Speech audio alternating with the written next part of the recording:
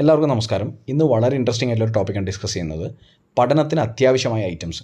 സാധാരണഗതിയിൽ ഒരു കോളേജൊക്കെ കഴിഞ്ഞ ശേഷം നമ്മളൊരു എക്സാമിന് വേണ്ടി, ഒരു ജോലിക്ക് വേണ്ടിയിട്ടുള്ള എക്സാമിന് വേണ്ടി പ്രിപ്പയർ ചെയ്യുന്ന ആളാണെങ്കിൽ പഠനത്തിനോട് നല്ല താല്പര്യം ഉണ്ടാവും. പലപ്പോഴും ആൾക്കാർക്ക് പഠനത്തിനോടൊരു ഇഷ്ടമാണ്. അപ്പോൾ അങ്ങനെയുള്ള ആൾക്കാർ പൊതുവേ പഠിക്കാൻ തുടങ്ങുന്നതിന് മുമ്പ് എന്തൊക്കെ കാര്യങ്ങളാണ് അറേഞ്ച് ചെയ്യുക എന്നുള്ളതാണ്.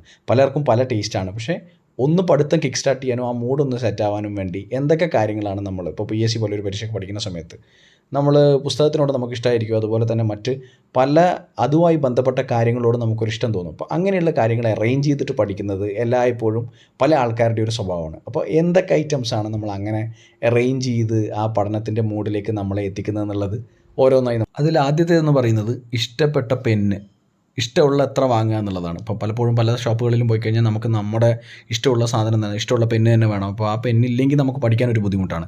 കാരണം നമ്മൾ അതിനോട് ഫിക്സ്ഡായി, ആ ഒരു ബ്രാൻഡിനോടോ അല്ലെങ്കിൽ അതിനൊരു നൊസ്റ്റാൾജിക് ആയിട്ടുള്ള കാര്യമായിരിക്കും. ആ സാധനം തന്നെ വേണം, നമുക്ക് ആ പെന്ന് തന്നെ വേണം. ഈ സാധനം സ്റ്റോക്ക് ചെയ്യുന്നത് ഒരു വലിയ കാര്യമാണ്. നമ്മൾ സ്റ്റോക്ക് ചെയ്ത് നോക്കിയത് 4-5 എണ്ണം സ്റ്റോക്ക് ചെയ്ത് നോക്കും. കാരണം വേണ്ടത് ചിലപ്പോൾ 1-2 ആയിരിക്കും. അത് തീർന്നു കഴിഞ്ഞാൽ വേറെ സാധനം കിട്ടാനും ഉണ്ടാവും. പക്ഷെ എന്നാലും ഒരു 5-10 സ്റ്റോക്ക് ചെയ്തില്ലെങ്കിൽ സമാധാനമില്ല. ഇത് എനിക്ക് മാത്രം തോന്നുന്ന കാര്യമാണോ? അല്ലല്ലോ. ഏകദേശം ഒരുപാട് സുഹൃത്തുക്കൾക്കും അതുപോലെ തന്നെ കുറച്ച് ഇതുപോലെ ലൈക്ക് ടു ലൈക്ക് ആൾക്കാർക്കൊക്കെ ഏകദേശം ഇതേ മാനസികാവസ്ഥയാണ്. കാരണം സാധനങ്ങൾ കളക്ട് ചെയ്ത് വെക്കുക, അല്ലെങ്കിൽ ഈ ഇന്ന പെന്നിനോട് നമുക്ക് ഫിക്സേഷൻ വരിക, അങ്ങനെയുള്ള കാര്യങ്ങൾ നമുക്കൊരു നൊസ്റ്റാൾജിക്കായിട്ട് നമ്മൾ കൊണ്ടു നടക്കുന്ന ഒരു കാര്യമായിരിക്കും. ഇതൊന്നും ഇല്ലെങ്കിൽ നമുക്ക് പഠിക്കാൻ തുടങ്ങാൻ തന്നെ പറ്റില്ല എന്ന് വിചാരിക്കുന്ന ഒരു മാനസികാവസ്ഥ വരും. അടുത്തതെന്ന് പറയുന്നത് ചില സാധനങ്ങൾ ആവശ്യമില്ലാത്തതാണെങ്കിൽ നമ്മൾ പണ്ടേ തുടർന്ന് വരുന്നൊരു കാര്യം എന്ന രീതിയിൽ നമ്മളിത് വാങ്ങി വെക്കും.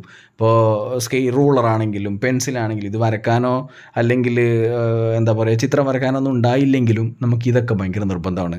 ഇതൊന്നും ഇല്ലെങ്കിലും നമ്മൾ പരീക്ഷയ്ക്ക് പഠിക്കുകയാണെങ്കിൽ പോലും നമ്മൾ ഈ സന്നാഹങ്ങളൊക്കെ എടുത്തു വച്ചിരിക്കും.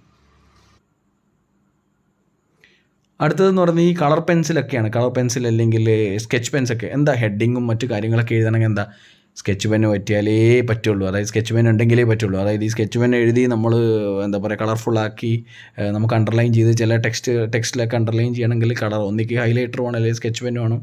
കാരണം എന്താ, ഇതൊരു ശീലമാണ്. ഇത് നമ്മൾ ഈ പറയുന്ന എല്ലാത്തിൻ്റെ ഒരു കൾമിനേഷൻ എന്ന് പറയുമല്ലോ, എല്ലാത്തിൻ്റെ ഒരു ഗ്രൂപ്പിംഗ് ആണ്. ഈ സാധനങ്ങളൊക്കെ ഉണ്ടെങ്കിൽ മാത്രം നമുക്ക് മൂഡ് വരുള്ളൂ. പിന്നെ പ്ലാൻ ചെയ്യണമെങ്കിൽ സ്റ്റിക്കി നോട്ട് ആവശ്യമാണ്. പ്ലാൻ ചെയ്ത് ഈ സ്റ്റിക്കി നോട്ട് ഇട്ട് വെച്ച് ഓരോ പേപ്പറിലും ഇത് കംപ്ലീറ്റ് ആയി അത് കംപ്ലീറ്റ് ആയി എന്നൊക്കെ പറഞ്ഞ് പ്ലാൻ ചെയ്യാനൊക്കെ സ്റ്റിക്കി നോട്ട് വളരെ അത്യാവശ്യമായിട്ട് മാറിയിട്ടുണ്ട് ഇപ്പോൾ. കാരണം ഇതെല്ലാം ഒരു കോമ്പിനേഷനായി വരുന്ന കാര്യങ്ങളാണ്. പിന്നെ സ്റ്റാപ്ലർ, അതുപോലെ തന്നെ എന്താ പറയുക പിന്നുകൾ, പേപ്പർ പിന്ന്, സ്റ്റാപ്ലറിൻ്റെ ബുള്ളറ്റിൻ്റെ 2-3 പാക്കറ്റ്, ഇതൊക്കെ നമ്മുടെ കയ്യിൽ എന്നും സ്റ്റോക്കാണ്.